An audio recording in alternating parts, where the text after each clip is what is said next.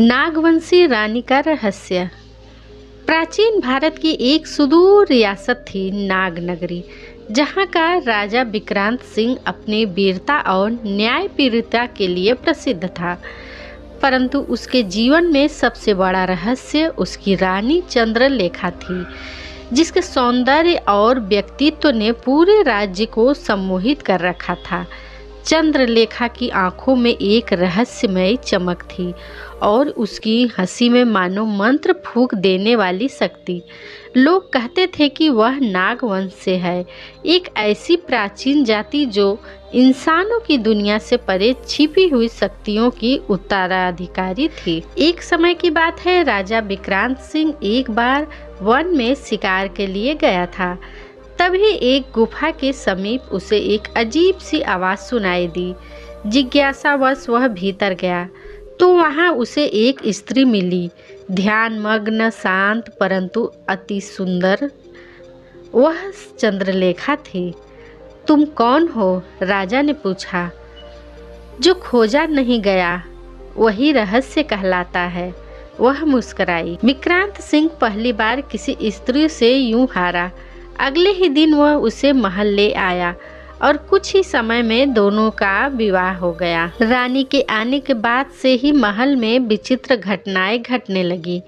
सैनिकों को रात में किसी सर्फ की परछाई दिखती, पुस्तकालय की पुरानी किताबें अपने आप खुलने लगी और सबसे बड़ा रहस्य था, राजा के सपनों में रोज एक नाग आता और कहता, तुमने उस रहस्य को छेड़ा है जो हजारों वर्षों से सोया था।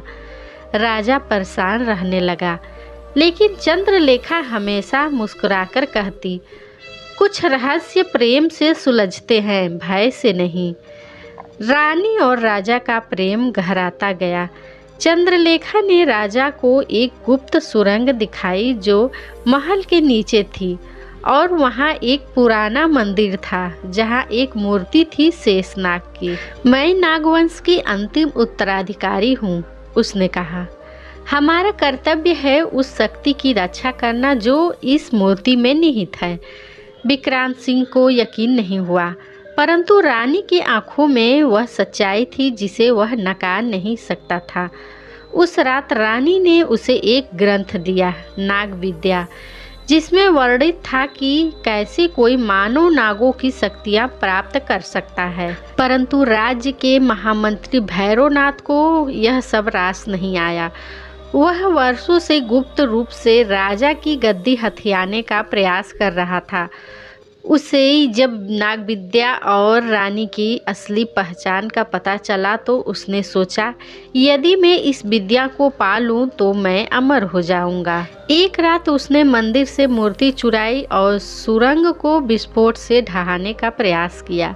चंद्रलेखा को इसका एहसास हुआ और उसने अपने नाग रूप में उसे रोका, परंतु भैरवनाथ ने नाग विद्या का एक मंत्र पढ़ लिया जिससे उसका शरीर नाग और मानव का मिश्रण बन गया, एक विकराल राक्षस। राजा विक्रांत सिंह ने रानी के असली रूप को देखा, एक तेजस्वी नागिन जिसकी आंखों में प्रेम और आग दोनों जल रही थी। उसे एक पल को झटका लगा, पर उसने फिर स्वयं को संभाला। तुम जो भी हो, मैं तुमसे प्रेम करता हूँ, राजा ने कहा। भैरवनाथ से लड़ाई के दौरान चंद्रलेखा ने खुद को भस्म करते हुए उस मूर्ति और शक्ति को नष्ट कर दिया ताकि वह राक्षस कभी उसे प्राप्त न कर सके। परंतु जाते जाते उसने राजा से कहा, यदि प्रेम सच्चा है तो मैं फिर लौटूंगी। रानी के बलिदान के बाद राज्य फिर से शांत हो गया, परंतु राजा विक्रांत सिंह कभी विवाह नहीं कर सका। उसने चंद्रलेखा की याद में उसी मंदिर को फिर से बनवाया और वहाँ हर वर्ष पूर्णिमा की रात दीप जलाने की परंपरा शुरू की। कहा जाता है कि उस रात जब मंदिर में दीप जलते हैं तो एक सर्फ की परछाई दीवारों पर नाचती है और कोई धीमी आवाज़ कहती है, प्रेम अमर है।